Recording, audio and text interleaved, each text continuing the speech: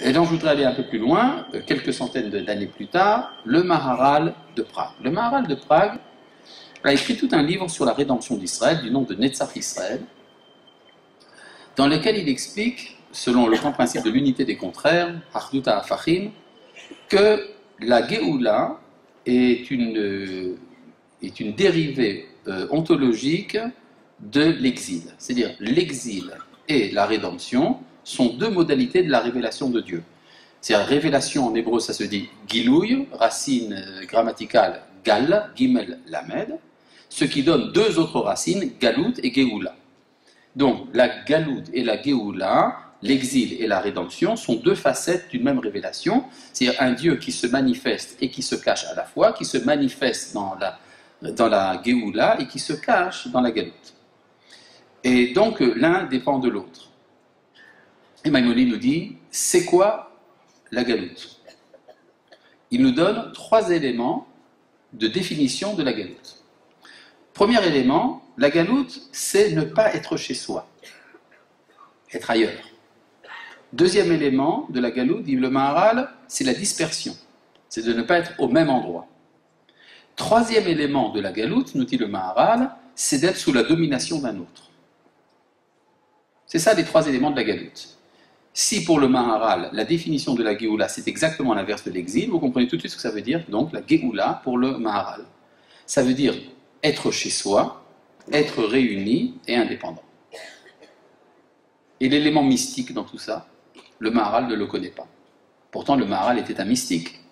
Mais il sait que les ascensions mystiques, les ascensions spirituelles du point de vue du judaïsme, ont pour point de départ, tout d'abord, la normalité au niveau politique, parce que tant qu'il n'y a pas d'indépendance politique, on ne peut pas accomplir le projet d'Abraham.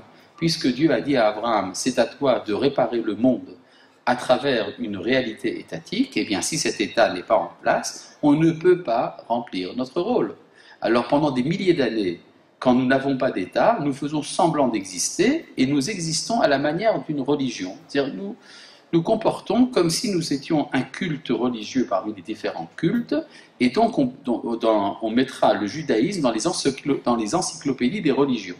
C'est dans les encyclopédies des religions, vous aurez un article sur le christianisme, et un article sur l'islam, et un article sur le judaïsme. Tandis qu'en vérité, le judaïsme devrait être dans les encyclopédies des nations. Il y aurait donc la Norvège, le Sénégal et Israël.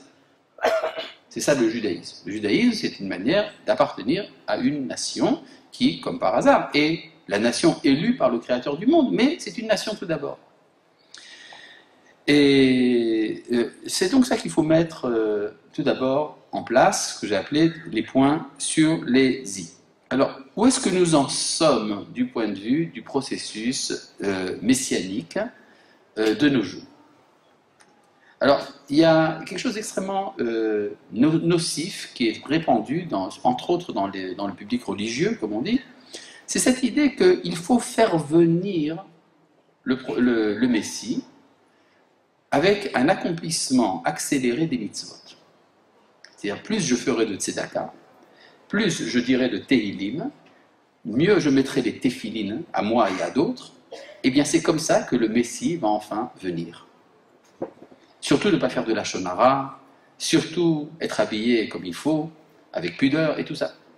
Cette idée est que c'est la vie religieuse, dans sa plus grande étendue possible, au niveau du nombre, qui va amener finalement les résultats de l'espérance d'Israël pendant des milliers d'années.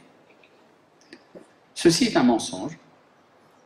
Pour raison très simple, ce discours, c'est la manière la plus sûre de ne pas amener le Messie. Pour raison très simple.